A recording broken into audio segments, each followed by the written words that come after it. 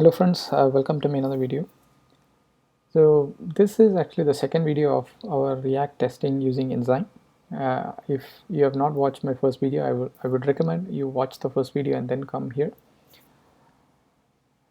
So otherwise I'll give you a brief overview on what we have written so far. So we have a very simple application with just one component, user component, and in the user component we have just one span defined which says inside user component. That's all we have. And we had written a test for this user component, and if you go to the user component.test.js, we have imported the enzyme and the adapter, and we have configured the enzyme, and then we have written one test which actually tests if when this component is rendered, I should see a span with this text inside user component. That is the text I should see. So what we did was we did a shallow render on this user component. Then we find a span within that component, and then we got the text inside the span, and we compared that text if it is equal to inside user component. Okay, and we have run the test, and we can see this test is successful, and then I can see this test case for the user component is should render this span element on page load. This is successful and it is successfully completed. So don't look at all this percentage coverage and all this. This is basically the test coverage. So we are not looking at the test coverage here. We're just looking at writing the test. Okay. If you see user component.js is now successful, it is 100% coverage is also there. So leave this part. Okay. So this test is successful. So what we're going to do next is we will write a state here, and then we will display that state here. So on the page load, that state initial value for that state will be displayed, and then we'll put a button, and then on click of the button we'll update the state. Then we will write the test for all this. Okay. So we will check if the on the page load if that state is actually rendering the initial state value, and we will simulate a button click, and then once the button is clicked we will check if that state value is updated to the new one. Okay. So for that we will create one state here, constructor is super, then this dot state equal to label. I'm just putting a label. Okay, I'm just putting his initial state. Okay, that's all. And now what I'll come here, I'll put another span which says, I'm putting an ID also here. So you can access the element, right? So if you when you write the unit test case, you can see here I'm just getting I'm putting a find of span. So it will scan through the my component and it will find a span. Okay, so let's say if there are multiple spans I have written, so I can use the ID also to identify an element. Okay, so what I will do here is, since I have like multiple spans here, I'm putting an ID here just so that I can use this ID to identify my element. Okay, so ID equal to first, and then inside this I'm just putting this dot state dot label. Okay, so looks good. So when I render or when I run my application, it will show this span ID equal to first, and it should show the initial state, and it should show inside the user component also. Okay. So let me write a test for it. So this is first test I have written. So here I can see a component.find of span. So if you see here, there are like multiple spans here. So let me write an ID for here also. So if you run here, you can see this error, right? So basically method text is meant to be run on only one node, two nodes found instead, because you have like two spans in that, right? So let me put another ID. So I can put like this, and then I can identify this element as second. So hash second, since it's an ID. So now if I run this test, and my test is already running, so if you're running for the first time, you can just put npm run test, and then it will start running the test. Okay, since I've already run the command, and then whenever I make a change, the test will automatically run. So now you can see, yeah, the test is successful. So it is able to find and span or an element with the id second, and then it took the text of that element, and then it is now equal to inside user component. So the test is successful. Okay, so now what I will do is I have written another one. So it should say, if I take an id, if I take an element with id first, it should have the text as initial state. Okay, so now if I come here, I'm just copying and pasting here. It should have the initial state on page load. I'm just writing this is a description of my test.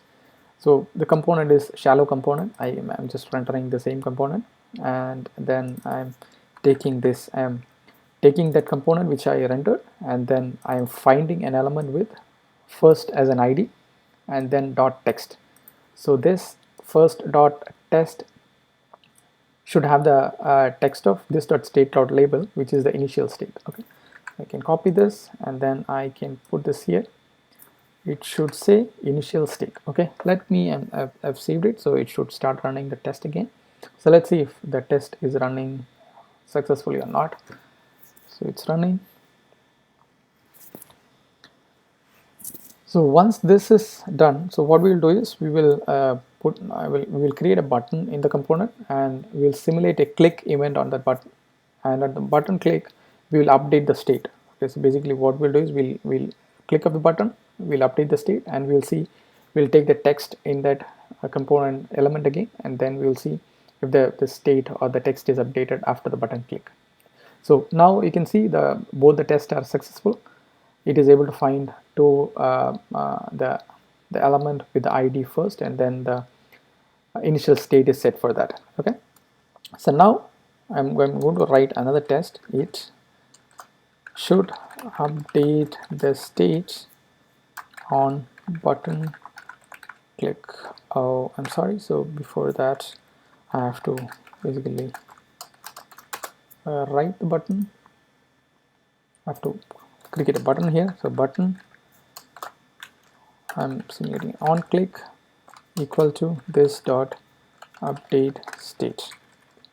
So I'm just putting update state. Okay, so now I should create this function here, update state equal to update state. There's a function I'm writing for the update state. So what this should do is this dot set state, it should update the state to label, let's say updated state. So basically you have a button. When you click on this button, this state should be updated to updated state. Okay, so let's write a test for that. So now what I should do here is I have written it should update this state on button click. Okay, so now I can render the component first. Right, component equal to shallow of my user component. Okay, and then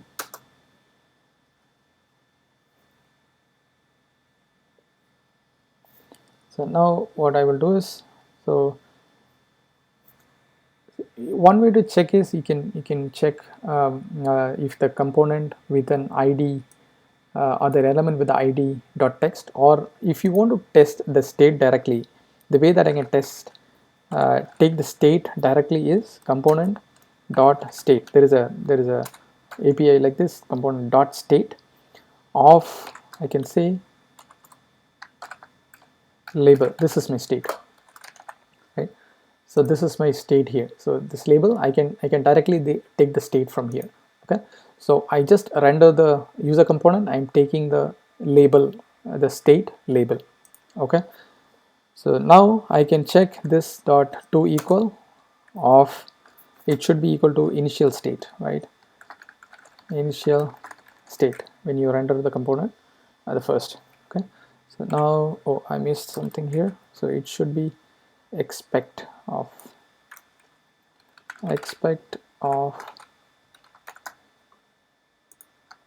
to equal initial state. Okay, so initially when I just render the component, it should be the component dot state should be initial state. Okay, so now what I can do is I can simulate the button click. So how I can simulate the button click is I can do the same thing, component dot find of, let's put a ID for here, ID for the button. Let's say ID equal to, I'm putting this button, okay, just to identify that element. So I'm saying a find ID of find an element with the ID button. Okay, now to simulate the button click, I have a function called the simulate and then of click event. So this is how we simulate a click. Okay, so when you do this, it will find an element with the ID button and then it will simulate the click action. Okay, now what we'll do is expect of, I can just copy the same thing here. Now after this label should be changed to the updated state. Okay, so now it should be equal to the updated state. Let's run the test. So we will see we now have like 3 test cases and all 3 should pass. So let's see if it runs the test. Yeah, so as you can see here I have taken the state directly from this component, or you can do like you can take the component and then the text, that also should work. So you can check like the component dot find of first dot text equal to initial state, and then again after button click you can check component dot find dot the label the find of the element with the ID first dot text equal to updated state. That also will work. I mean, I have taken the state directly, but you can use this. You can find the component and then take the text also. That also will work. Yeah. Now as you can see, this component is all the 3 test cases are passed. So we have the initial state is set to the initial state, and we have simulated a button click, and then that button click has updated the state. So we have all the test cases successfully. Okay. So this is how you write the test cases for a simple state update and a button click event. Okay. So that's all I planned for this video. So I want to make things very simple. Okay, I will have another video.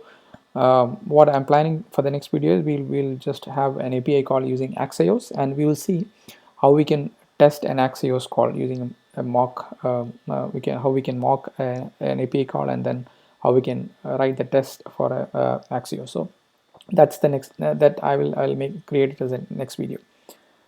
Okay, so thanks for watching the video, and then I hope you learned something from this tutorial. If yes, do like, share and subscribe to my video. Do subscribe to my channel, and then share this video with your friends, and see you in the next video. Thanks.